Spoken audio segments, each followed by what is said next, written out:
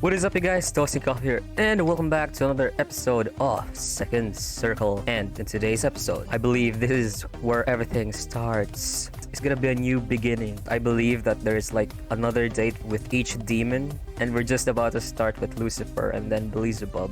But I don't know how to start a date with her just yet. So probably we'll get some answers right after we finish the date with Lucifer. Maybe though.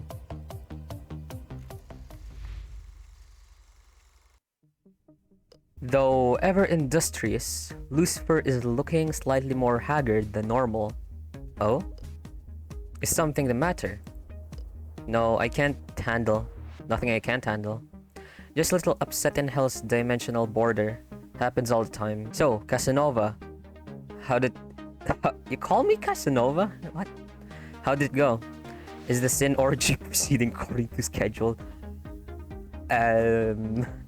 Well, I took judgment out to a butterfly conservatory. That's pretty cool.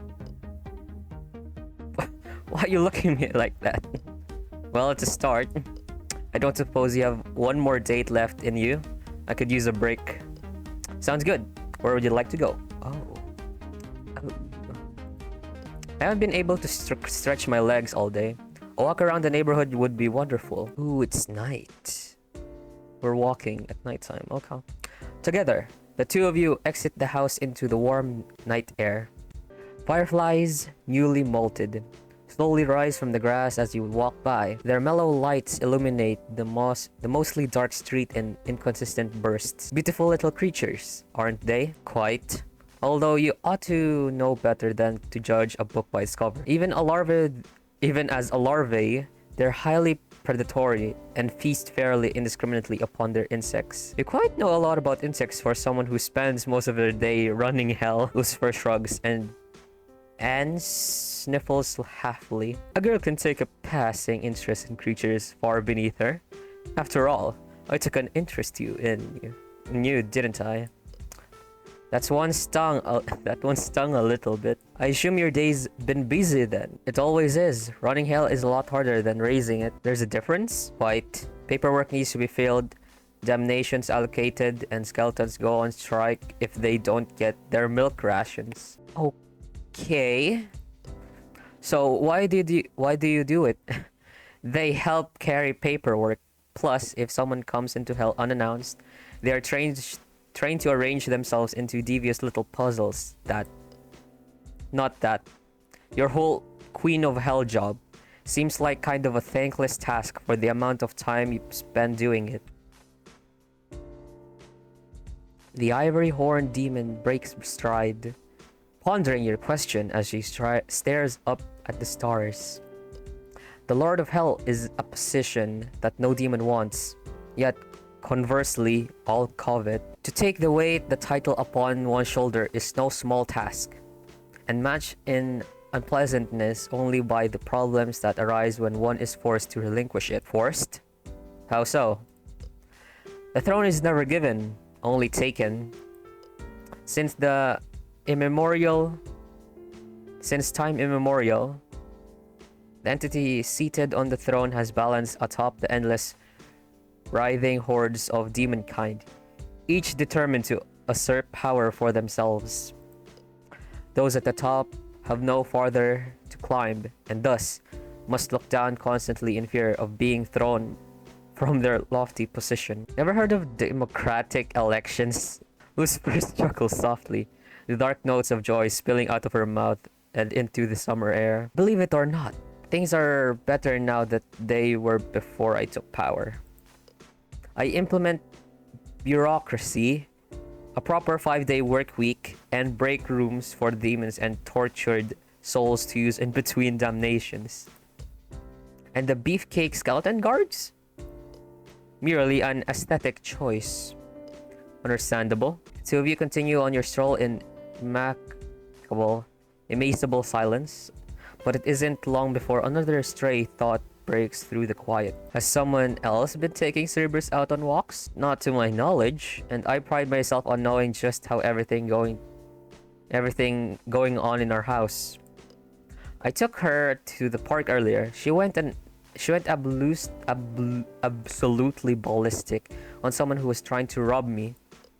Cerberus has a nose for sin. That girl can sniff out a tainted soul half a mile away. That's certainly true. I've seen her go afar the weirdos that hang out around Arrow's underwear emporium. Arrow's what now? Actually, forget I asked. I'll just assume that Modius was involved somehow. As I was saying, I've seen her go after shady types before, but something about this time was different. She seemed to recognize whomever it was she attacked. Lucifer freezes in place, her red eyes suddenly glowing a luminous crimson in the dimly lit street. Very slowly, she turns her head away from you, and, with an obvious effort, lowers her shoulders into a more relaxed pose. I'm sure it's nothing to worry about. You, on the other hand, can't say the same. Well, the house is coming up. Can I attempt you with a second go around the block? I think I'll pass. Though this walk was quite enjoyable, especially after such an hectic day. In addition, thank you for the conversation. It was certainly informative, especially...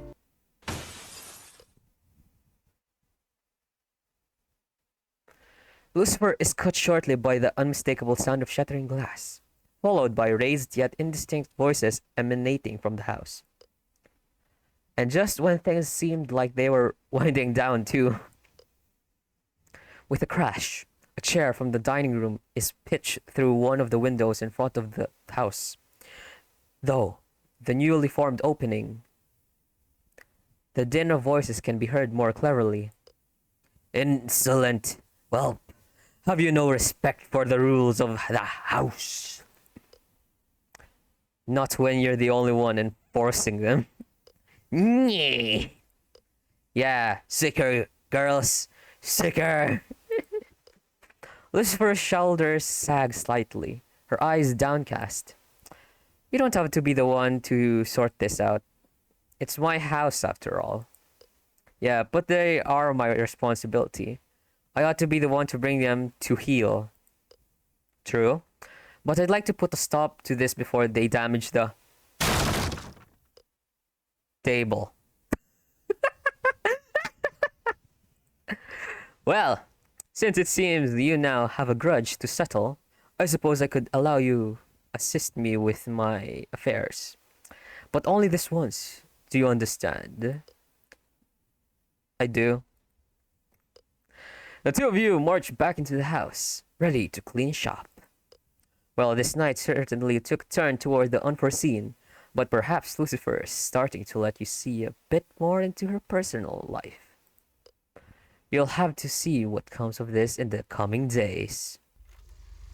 Boo! The next morning. Okay, so we don't have to date anyone else. It's just progressing. Okay.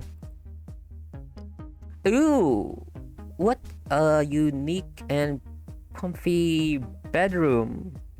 You're awakened from your slumber by an incessant scratching at the door. Grabbing some clothes from the nearby chair, you head towards the door. Upon opening your door, you are almost bowled over as all three bodies of Cerberus burst through the frame-like fluffy white whirlwind. They run around your room, pulling books from shelves, clothes from your hamper, and making faces at your wardrobe. Beyond the doorway stands Pandemonica, coffee reserves in her mug approaching the danger zone. Oh good, you're awake. Hope you haven't forgotten about my morning brew. Your mind races as you try to recall. Right, try triple mojito with whipped cream, sprinkled with the tears of virgins. Pandemonica shrugs, uncharacteristically apathetic. Or chocolate sauce. Today's a splurge day, I think. You look around at what was once before Cerberus, at least, as a well-cleaned room. I don't suppose you've seen Lucifer around, have you? The demon shakes her head. She's a little overloaded with work right now, so I wouldn't expect her to be around much over these next few days. With a little subtly an avalanche, Cerberus butts into the conversation. She left a message for you though, she said to Keep up the good work. Then she made a scary face. She pulled back her lips and showed us all her teeth. So, she smiled. They aren't exaggerating. This time at least. It did look a little more genuine than usual. It's probably me. I probably did an impression towards her. Between the two of you, you managed to corral Cerebrus out of your room. She disappears down the hall, talking to herself in hushed tones. You hurried downstairs. Lucifer's message weighing slightly on your mind. Keep up the good work. I wonder what that means. Select your character. Woo! Wow. Okay, guys. That was the first bit. So, we won't be getting a date with Lucifer for a while. So, I believe she is the another last one. She's probably the last one, I guess. The last demon we will be dating. So, next up is Pandemonica again. It's been a couple of weeks since you last caught sight of Pandemonica out in the open. Ever since your date at the coffee shop, the demon has been cooped in her room. Though you still provide her with her morning coffee, you aren't permitted to enter her domain. Instead, you often leave the mug by the door like an offering, only to find it sitting empty in the very same place you soon time later. This new arrangement has left a sour taste in your mouth, and you consider sitting the demoness down to figure out what's going on. Before you can, however, the unexpected occurs. It happens one evening after dinner as you are sitting in the living room, watching television. You hear a noise like a door slamming and then catch a glimpse of a blur scurry into the kitchen. At once you follow the figure and find none other than Pandemonica, wide-eyed and muttering as she rummages around in the pantry. The sight of her standing alone in the kitchen brings you a sense of deja vu. Pandemonica? The demoness turns towards you suddenly. Her hunched over stance reminds you a wild animal standing hungrily over a fresh kill. Judging from the dark circles around her red-rimmed eyes, you can't help but think that the demon hasn't been sleeping well, or even at all. Take her. Are you looking for the ginger? I've been using it so often, so I don't put it away anymore. It's over there by the coffee machine. Pandemonica eyes cut from you to the contraption sitting on the counter at your back. I can make you a cup of coffee if you'd like. Yes, please. With a nod, you head over to the pantry where you stash the coffee beans that you and Pandemonica got from the shop on your last date. There, you're faced with a choice. What flavor should I make? Ooh. Dark chocolate hazelnut obviously is Pandemonica's favorite. Toasted almond sounds good. Maybe Pandemonica could use a change of pace. Change of pace is nice. Recalling how Pandemonica gushed over some more of the nut coffee flavors, you grab the bag of toasted almond and set to work. As you whip up a freshly ground coffee, Pandemonica takes a seat by the table with a blanket wrapped around her shoulders. Out of the corner of your eye, you catch a glimpse of the demon staring out the window, the orange glow of the street lamps outside spilling over the solemn expression. Only when you set the steaming beverage before her does Pandemonica snap out of her melancholy. Thank you. Take her. No problem. You sit across from the demon and watch as she takes her first sip. Though her exhaustion does not completely leave her eyes, the smile that spread across her face makes her look 10 times more awake than she was before. Toasted not my first choice, but it's still delicious. Though a change of pace would be nice. I agree with you there. Yeah, agree, yeah. A change of pace is nice. Okay. Pandemonica indulges herself furthermore with another long sip of her mug. As you watch the demoness partake in her beverage, you mull over the ways you intend to broach the topic of her absence. Before you can settle on something to say, however, the woman across from you sets down her mug and returns your gaze.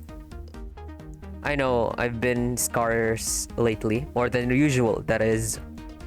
I'm sorry if that's been been cause for concern. But I've had a lot of but I've had a lot of to think about it. I understand. Good. I'm glad to hear that. But also, I want to know that you don't have to hide things from me. If things is if this is something you'd rather keep to yourself, I won't press you any further on it. But if there's anything I can do to help, I hope you understand that you can come to me. You don't have to tackle all your problems alone, you know? I know that it's late, but do you want to take a walk? A walk? Sure, but there's just something I need to see for myself. Alright, a walk it is, then. The both of you rise from your seats at the same time. As you don your jacket, Pandemonica slips on an appropriate pair of walking shoes and waits for you by the door. Soon, you find yourself venturing out into the cold night air. The evening air envelops you both as you make your way around the block. With each step further from home, Pandemonica lingers closer to you until your arms brush past one another as you walk. Once, Pandemonica's elbow bumps against you. You peer down at the demon to see that she's shivering. Are you alright? It seems as though I didn't properly prepare for just how cold it was gonna be. I thought this light jacket would be enough, but I'm chilled to the bone. I guess I'm not used to the climate here quite yet. Here, take my coat. Won't you be cold? I'm used to it. Ah! You drape your coat over Pandemonica's shoulders. At once, her shivering comes to an end and her expression softens.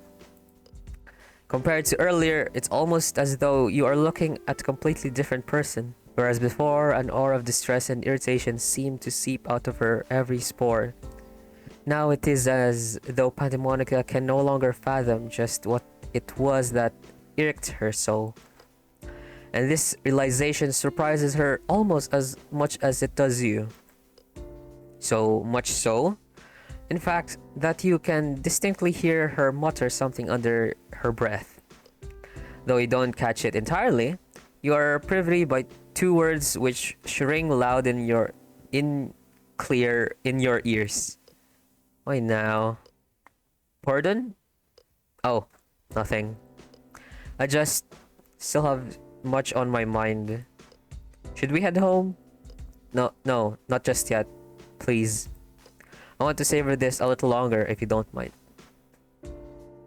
Alright. You continue onward for a while longer, stealing glances at the demons beside you as you walk. The change in Pandemonica's demeanor is unmistakable. But try as you might, you cannot figure out what it was that has brought upon such a stark change in personality. Soon, you arrive at the small neighborhood playground. Hearkened by the sound of the swings creaking in the breeze, Pandemonica stops in front of a large pine tree, one with many branches that lay low enough for a children to climb up. A small sigh escapes her lips, and she beckons you close. Wow. When you approach, she grabs your arm and hugs it close to her chest. Pandemonica? Shh. It's quiet now. Let me enjoy the silence. You nod and stare up at the magnificent tree in front of you. If your memory serves, it has been here since even when you were a child. You recall climbing its branches as well. What a sturdy thing it must be to withstand all those prying hands before so long. For most would crumble under the weight of so many things tugging at them constantly. But this tree has grown tall in spite of that. No? Is this my persona tree? Where I am connected to all of these demons tugging me, and even though they have their own weights among them, I can still carry all of them. Is that it? Is that it? Oh dear. The sound of Pandemonica's voice draws you out of your recollection. You look down at the demon clinging to your arm and frown. Her bliss has gone, evaporated into nothingness like a wilting fog on your breath. Suddenly, all that remains now is sorrow. What's wrong? Where's your jacket? We should head back. Wait, Pandemonica. What is it, Taker? Please tell me what's going on. I can't help it if I don't know. Exasperated, Pandemonica plops down onto the swings and teeters, to and fro, in thought. Have you ever heard of pandemonium? It's a word that's like disorder and panic, right? Yes, but before that, it was a place. Pandemonium is the capital of hell. Okay, what about it? Can you guess what it's like there? I suppose there are a lot of demons there, right? Not just a lot of demons. Nearly all of them. Flying in and out of that one building all day and night. From the beginning of time until the end of time. It's loud there. Maddeningly so. All the demons talk at once, like a sea of voices. Now imagine trying to discern one voice out of that sea. It would be like searching for a particular droplet of water out of the ocean. Wouldn't it? I suppose so, but why are you telling me all of this? Now imagine that you had to listen to that all day and all night without end. I'd go mad. Exactly. Some demons are born for a purpose. To serve hell in some specific fashion. I am one of those demons, and my purpose is to hear and address the concerns of the demons of hell. As such, I was made, in a way, to be physical embodiment of pandemonium. So all those voices are in my head. How do you sleep? Very little, I'm afraid. Hence the coffee. Is it always like that? It was. Until the other day. I never experienced true silence until then. When is that? When we were at the coffee shop. For the first time in my life. The voices stopped completely. Sometimes they fade, but they never go away like they did then. I was stunned. I couldn't believe what I was hearing. Or not hearing, rather. All I wanted to do was hang on to that feeling, that silence. But then they came back. So that's what happened. Yes. And ever since that day, I've been trying to figure out why I was blessed with those moments of peace. Did you come up with anything? Sadly, no. I've not been able to get a wink of sleep since then. After experiencing their absence, the voices feel louder than ever now. I'd all but given up on making them go away again until tonight. So they went away tonight too? Yes. They're back now, of course. But I wish I knew what it was that made them vanish in the first place. There must be something, but I just can't figure it out. I fear these belief respites are all that I can look forward to. In the head, the voices always return. What if there is something that can make them stop? Wouldn't that be something? I'd love to ponder the possibility. But I'm afraid I might be too afraid for that. Can we head home? Yeah. Let's go. You stand there and offer Pandemonica your arm. She grins wearily at your offer and wraps herself around you. As you make your way home, the tired demon rests her cheeks against your arm. Something which would, on any other night, linger at the forefront of your thoughts. But instead, you can only think of Pandemonica's plight, pondering of what, if anything, you can do to help. By the time you arrive home, and Pandemonica slips off to bed, you find your mind buzzing with possibilities. Okay, everybody, that was so amazing. Okay, so first wave of the dates were like, some of them are not entirely surprising as much, but the second wave of the dates are truly really admiring and really sad, really amazing at some point, but then again they have really dark pasts. So I think that's that. So we're looking forward to the second wave of the dates. Yeah. And yeah, thank you guys so much for watching. And I'll see you guys in the next video. Thank you guys so much for watching again. And hope you guys stay toasty, everybody. Peace.